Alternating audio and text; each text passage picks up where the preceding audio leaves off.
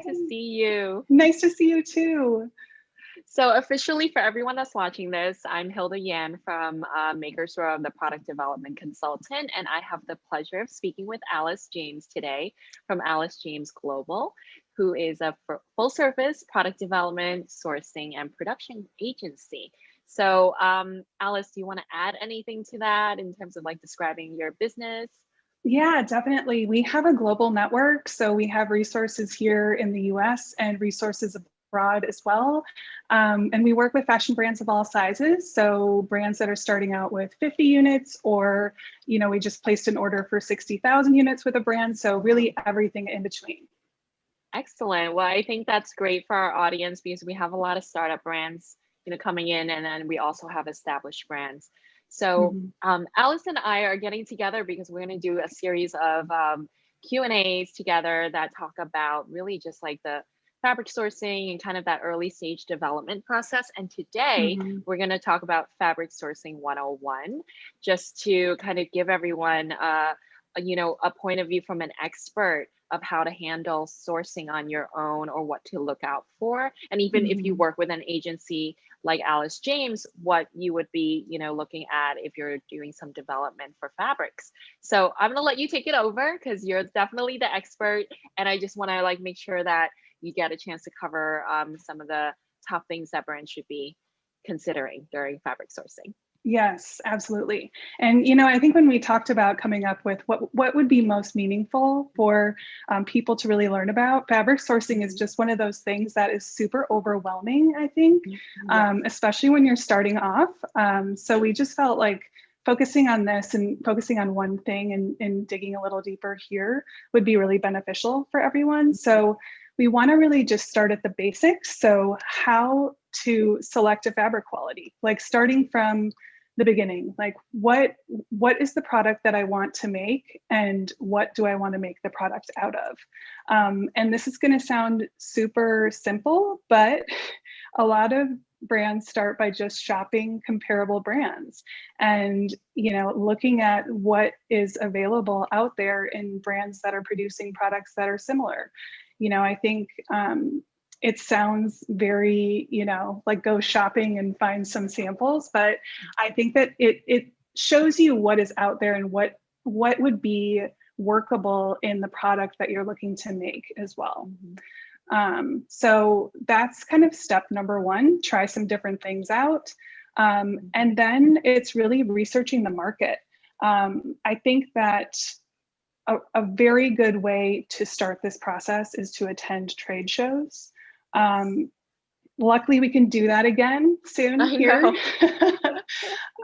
But I think it's really important to be able to touch and feel the fabrics in person, Mhm. to ask questions to Mhm. the vendors about their fabrics, Mhm. kind of learn the lingo too, like what are the different properties of the Mhm. fabric that I should be talking about, asking questions about. So text world and apparel sourcing in New York is one that I have gone to before. And I think it's a really good entry point for launching brands. They're very welcoming to smaller quantity brands, and it's a very informative trade show. So it's not as overwhelming as some others can be. Um, I also have attended Outdoor Retailer as well, which Yes. is specifically really good for technical fabric. Mhm. So fabrics that are made overseas, and it's all about fabric innovation and Mhm. finishes. And it's kind of like a crash course in what is possible with fabric Mhm. innovation. And then, just some other shows. Magic is a great show to go to. And the LA Textile Show is another great domestic show.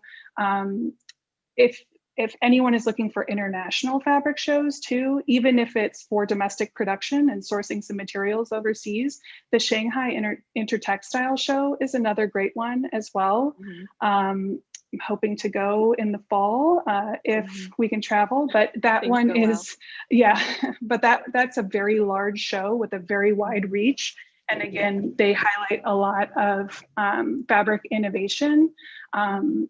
in in fabric performance, but also in sustainability too, because so much is changing with what is available out there with sustainable fabrics.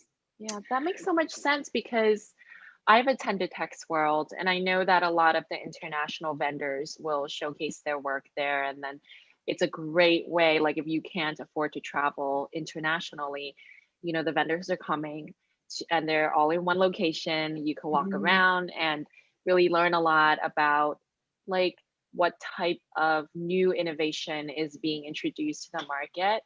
And then going back to like shopping the comparable brands, that makes so much sense to me because like I tell my brands that I work with all the time, do that. Like if you don't even know what your fabric selection is yet, at least go out and see if there is a competitor product that, Mhm. you know, makes sense, to at least find out what they're using. And if you can't do that and do like in-person shopping, you can even just do it online, right? You can find Mhm. out the blend names.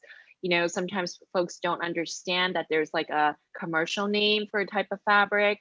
So you Mhm. can do a lot of the research is at your fingertips. It's just a matter of like spending a little time, right? And kind of like writing down notes of Mhm. like, okay, this is a spandex blend or this is a polyester blend.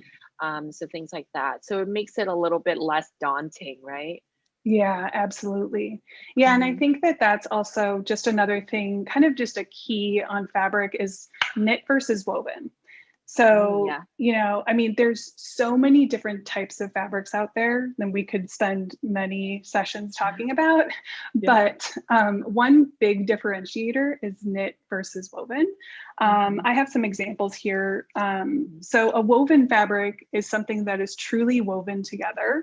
The yarns That's like a themselves are men's dress woven. shirt, Men's right? dress Almost. shirt. This has some stretch in it. You can kind of see it stretch a little bit, Mhm. but it's crisp.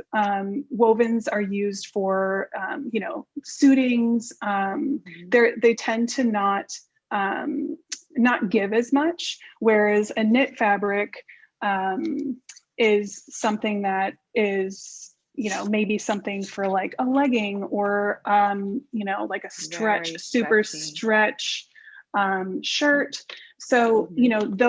those two things are very important because they will affect how you design and develop the Mhm. style. So a spec Mhm. for a knit style will be very different from a spec for a woven style Mhm. because the fabric acts differently in the product. So Mhm. again, it's kind of going back to those samples, like what comparable brands out there have similar products that act the way that you want your product to act. Are you going to Oh, be running in okay. it? Are you going to just be sitting in the office in it? And then using that to kind of make that deciding factor, Mhm. like, do I search in wovens or do I search in Mhm. knits? Mhm. And I think it's always okay to ask questions too. Ask the Mhm. questions from the mill. Always have. I just always encourage people to ask those questions up front, because once you start purchasing fabric for samples and Mhm. sample yardage and shipping it, and then you Mhm. you know you make a sample, it's so much easier to have those discussions and really think about it Mhm. in the beginning. That makes So. so much sense to me because like a lot of brands that I've been speaking to, they're thinking of product design first, especially in apparel. Mhm. They're thinking I want it to look a certain way.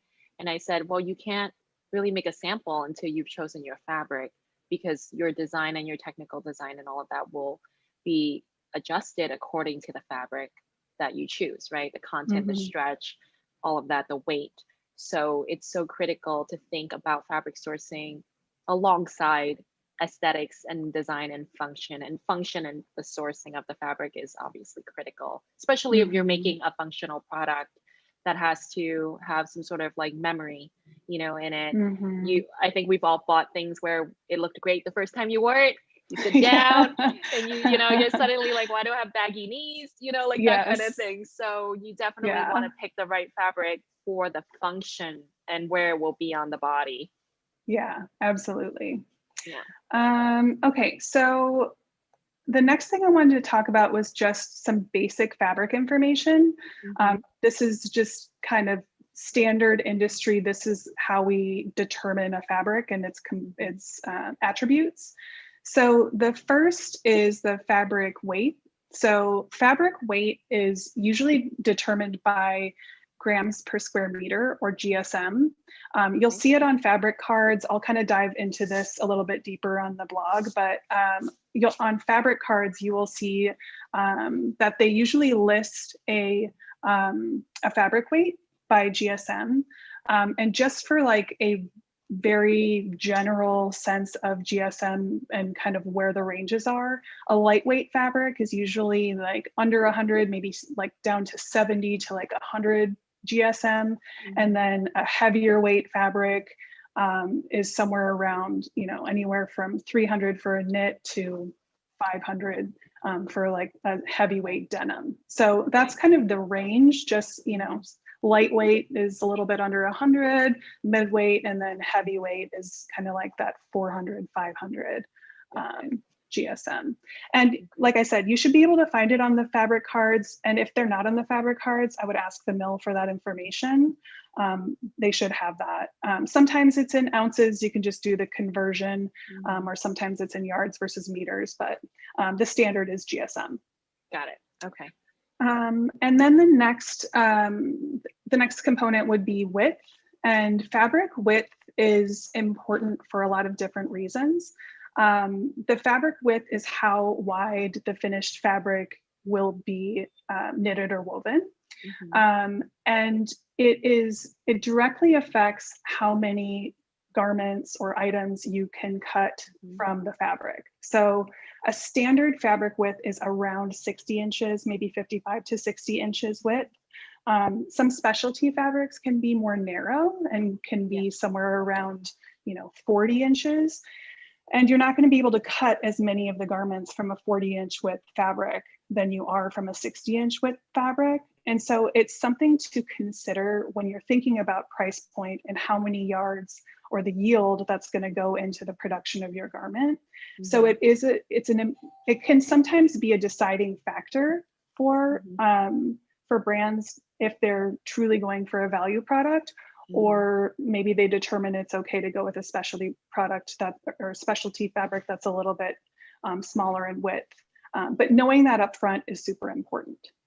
Got it. Okay. So we could definitely dig into weight and width like on a future, but like those two things are things that you want to know, because maybe even if you find two fabrics you really love, you have to see if the width makes sense, right? Maybe one is 40 inches and one is 60 inches, and you're getting a price per yard thinking they're the same, but they're not equal, right? Absolutely. Okay. Yep. Got it. And then the last thing to think about, as a core attribute for fabric would be the content. So a content of the fabric is the actual material that is used to make the fabric. So a polyester spandex or a cotton poly spandex, or it's those specific materials. And that will affect the cost of the fabric. So whether you're purchasing fabric here domestically that's then imported, or you're purchasing fabric overseas, usually man-made fabrics are more expensive because the duty rates are higher for those. And then for natural materials, it's usually lower. Now there are some exceptions, like silk is a very high quality fabric that's going to be more expensive, but just keeping that in mind as well, that if you're going with a poly spandex or you're going with a nylon, that's going to be a little bit more expensive than something that is a natural fiber. Got it. Okay. Yeah. And what else should we consider? Well, one other thing that I like to talk about, because I think people don't really know to ask the question, is about hand feel. So hand feel is one of, it's really how the fabric feels in your hands. And there are a lot of different options with hand feel and with fabric finishes. And I think it's always good to understand what the finished fabric hand feel is going to feel like when you order the goods for production. I think, sometimes on these fabric cards, for this one, for instance, this is unwashed fabric. So it feels, a little stiff and maybe crunchy and, like unwashed. And And that's normal for some mills in some countries. They usually don't wash the fabric on these fabric Hmm. cards. So it's good to understand what the fabric finish is. Is this what it's going to feel like when I get it? Hmm. If not, what's the hand feel that I will have? Usually you'll be able to approve that before you order it. But it's good to understand how it's going to feel, because there's so many different applications that can give you a different feel, or it could give you a feel that you don't want. Maybe it'll be too soft and drapey and Hmm. you'll lose that crispness that you're looking Hmm. for. So that's just always a good question to ask too, is Okay. just the hand feel of the fabric. So would you say like you would go to a mill, or if you're working with an agency, that you can ask, okay, like is this swatch that I got what I'm going to receive in production, or is there another way to ask? Like, because in my experience, like you can also direct the mill to how many washes you want, right? Mm-hmm. Wash it one time, wash it two times, because sometimes Mm-hmm. there's a specific hand feel that a designer is looking for. So maybe a more washed fabric is ideal, right? Mm-hmm. So how do you kind of like know, I guess, early on what you want your hand feel to be in production is my question. I think it's really finding those swatches that you're starting from, Okay. because those are things that you can send to mills overseas Hmm. or domestically, and you can say, I really want this, I'm looking for this. And then to your Ah, okay. point, the mill can say, okay, to achieve this, we need to add softener or an enzyme Hmm. or stone washing or whatever it may be, because there Hmm. are so many different options, Yeah. and all of them cost, the costs vary. So I think Hmm. that um, you're right, though. That's a good call out, because Hmm. there are so many different options with specific mills. So I feel like having that discussion with them Yes, is really that important. makes sense. I feel Hmm. like the most relatable thing I can think of is a pair of jeans. Like when you go buy Yeah. denim, there are so Hmm. many washes. There are so many hand feels to denim. Like sometimes Hmm. it's really, really stiff, right? Or Hmm. sometimes it feels so velvety, like Yeah. it's almost brushed. I don't know Yeah. what it is that they do. Yeah. Because there are like stone washes and enzyme washes, and I understand all of that, but like I think that's a like in my mind what you mean by hand feel. Like when you say Yes. like I want jeans, but it's like what kind, right? Yeah. There's Do so you want many super ways. stiff jeans, or do Yeah. you want like the kind of tight legging jean? Yeah. I Yeah. mean, there's just so many different options. And a lot of it is the fabric you choose, but a lot of it Mhm. is the finishing The that goes finishing. on the fabric too. And Yeah. also understanding all of the abilities that the mills you're working with have Hmm. too. Some of them have wash houses, some of them can, again, especially with denim, showing them a sample and saying, I want, placed sand washing here and Yes. crimping here. And, Hmm. that's it, having those examples, you know, in sample form for the Hmm. factory and the mill to get what you want, and having that standard for them to touch and feel and see Hmm. is just so important in streamlining the whole sourcing and product development Got it. process. So Mhm. early on, when you're going out to buy samples or you're going out to research, like at the trade shows, for example, you're touching, you're Mhm. feeling, you're asking, because the same fabric, depending on the finish, will turn out completely different, is what I Mhm. think you're Yeah, saying. Okay, got it. That absolutely. that makes so much sense, because I don't think I ever really thought about like making sure I knew what I wanted my hand feel to be like this Mhm. early in the process, but it makes so much sense. Okay. Absolutely. And one thing I'll add too is we have been doing a lot of technical applications to fabrics as well. So, Mhm. like mostly in sports apparel. So, if you wanted a UV or SPF, or if you wanted, a wicking property or anti odor, Yes. we've been doing a lot of that recently as well. And those are easy to add. Hmm. Every process will add to the cost of the fabric. Hmm. But just one thing to keep in mind, that does affect the hand feel of the Hmm. of the fabric. So that's Hmm. one thing to just, if you decide that those applications are important for your product, be sure to Hmm. get a swatch from the mill that has these properties on the fabric for you to just Hmm. double check and make sure that you're still okay with how the product feels. That Yeah. makes a lot of sense. And even though it might add cost, sometimes it's minimal to Hmm. achieve that hand feel that you're looking for. And obviously, every process and every production aspect does add cost. But like knowing that early on is so Yes. critical as you're doing development. Mhm. And you never want to be surprised, right, that your production fabric is different. So I love that you are integrating this approval process into your sourcing so that everyone's Mhm. clear. This is what we're Yes. approving and this is what we're Yes. gonna get. Okay, got Absolutely. it. Yeah. Yeah. Okay. So that's kind of fabric information, details, and kind of what to look for. And then, now we'll talk about how you order fabric Okay. and kind of walk through that process. So, if say you've sourced your fabric, you found your quality, you found your mill, they have a fabric that you like, you've asked all the questions, it works for you. So the first step would be ordering it to go into sampling with your factory or your product development resource that you're working with. Okay. Um, Most mills offer like a sample yardage. That's what you'll be asking for.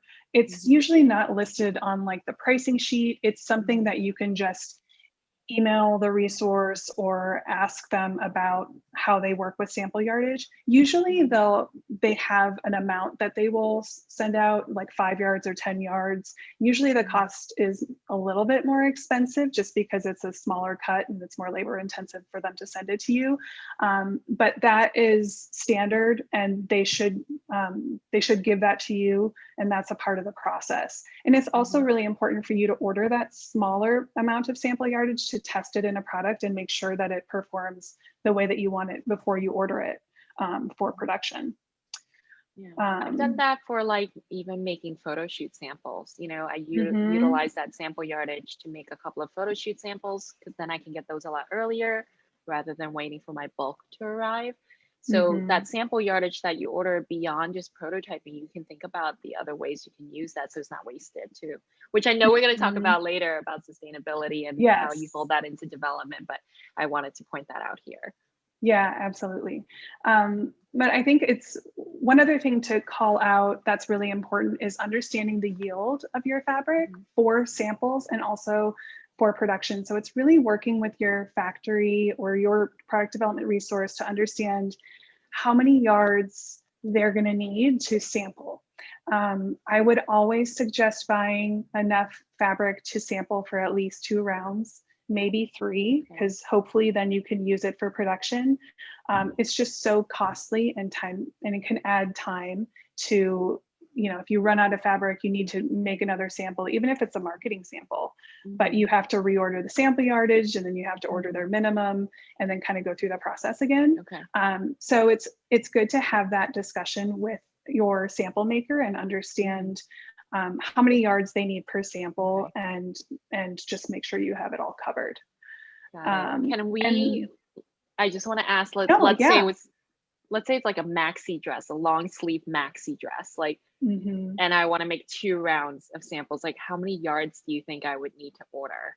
Just so I have some kind of context. Well, I guess, if I would order 10 yards. Okay. Generally, it's about like you can choose 5 or 10 yards. Hmm. And I would always err on the higher side of it, Having more, yeah. having more.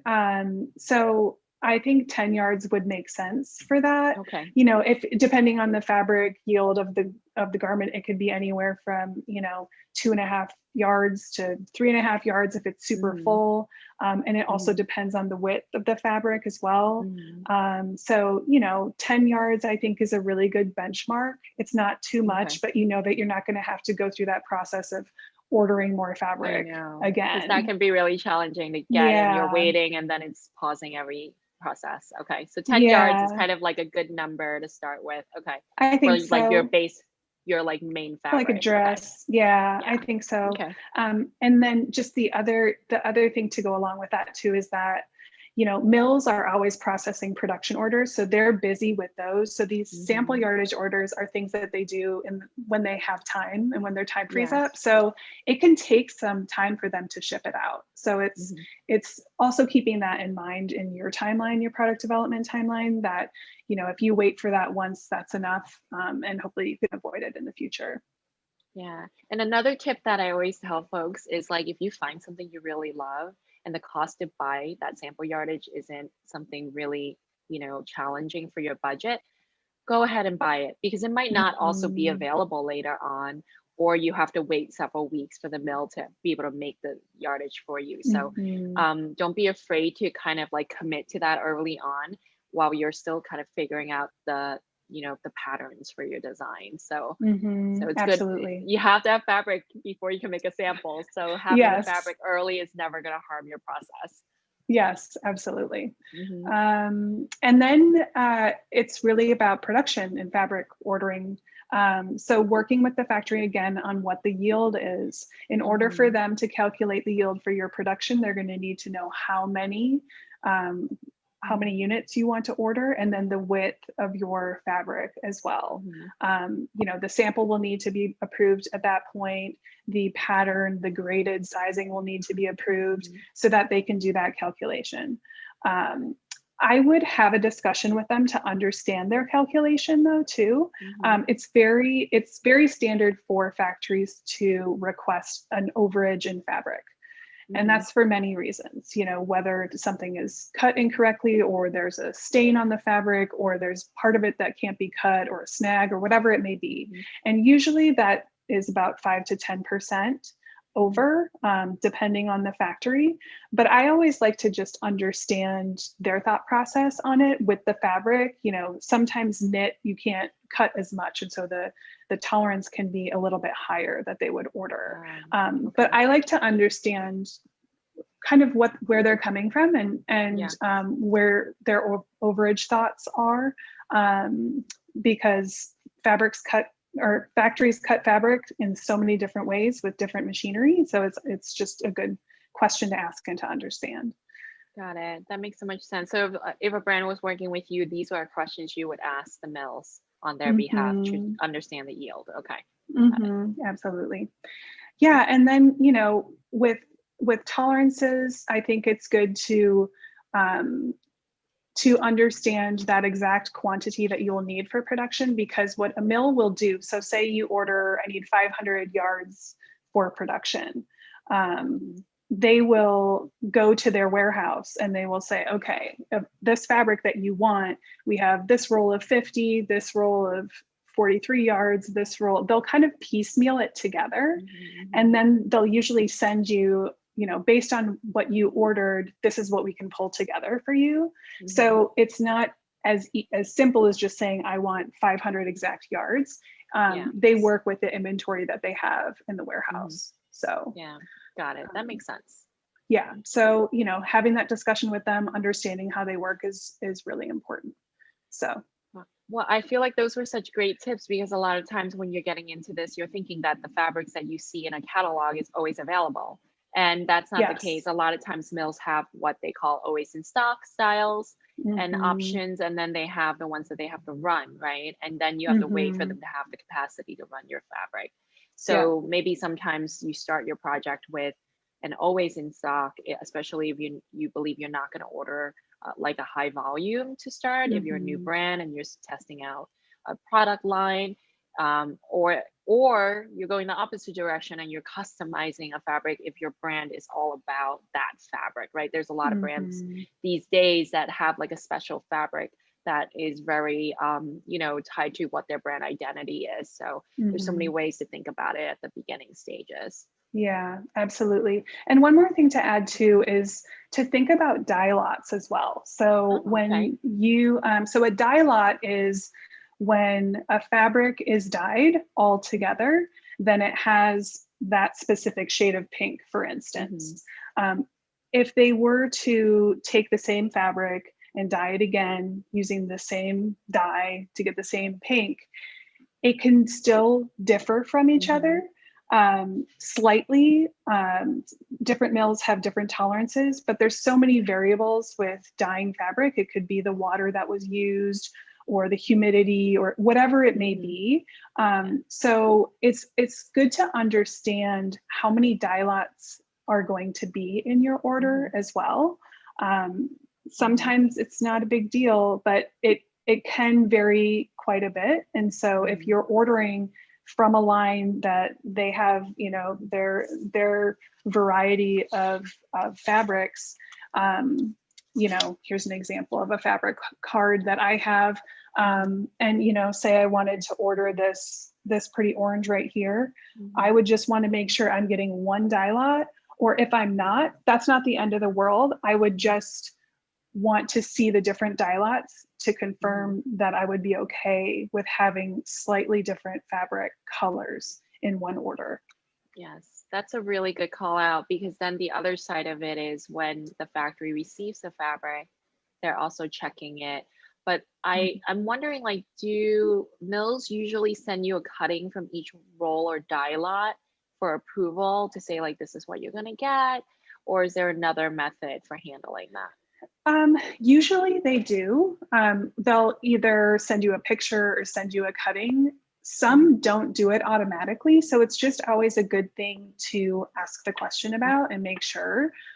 Sometimes they won't bring it up because you're getting one dye lot, but Mhm. it can be really important, especially. And I'm glad you brought up telling the factory about it as well, because if you are approving the dye lots that are slightly different because you feel like they're okay, they might be okay in different units, like different actual garments, but not Yeah, mixed in the blend. same garment Yes. as well. So that's Mhm. also like really important that the mill is labeling those in different dye lots when it's Mhm. sent to the factory, and that you're having Mhm. that discussion with the factory as well. You know, so and I mean, honestly, this is why a lot of brands end up with agencies such as yours because these are there's so many steps involved in Yeah. selecting a fabric. And then when you finally select it, going into production and managing through that whole process, it's so like if you've never done it before, why would you even know to ask those questions? You're thinking, I place Yeah. an order, especially like black. You're like, I'm getting black. And then the factory gets in, it's like slightly gray, slightly Yeah. red, and you're like, what Yeah. happened? So a great Yeah. agency or a great factory or great mill will kind of be more aware of that and do the right labeling. And but if you're really new to this world, this is why you hire an agency. Like that's my point of Hmm. view. I'm not like saying you have to do that, but Yeah. it's the reason why agencies exist because there's so many minute steps in the process that you know if you're not doing this full time you really wouldn't be able to manage through it all without Hmm. some expert help. So Yeah, um, absolutely. I felt like those were such great tips in and we are going to follow up this, live with an actual blog so that people can come back and refer to this information that you provided because I'm sure there's a lot of people who are like trying to scramble and write notes. But everyone that's still watching this, there will be a blog that will be posted so that Alice can share the details and maybe some examples of like how fabrics are labeled so that people can understand what to Hmm. expect when they're starting to do sourcing. Yes, exactly. Beautiful. So, if you guys have questions for Alice about fabric sourcing, you can DM us or you can also comment when we post this on our different channels. So, we'll try to collect those questions and get Alice to answer those on a future live or maybe within the blog. Yes. All right. Well, thank you again. This was so fun. I always Yeah. really enjoy having these conversations with you and learning from you. So, I appreciate your time so much. Yeah, absolutely. Thank you for having me. Thank you. I'll speak to you next time. Okay, sounds good. Bye. Bye.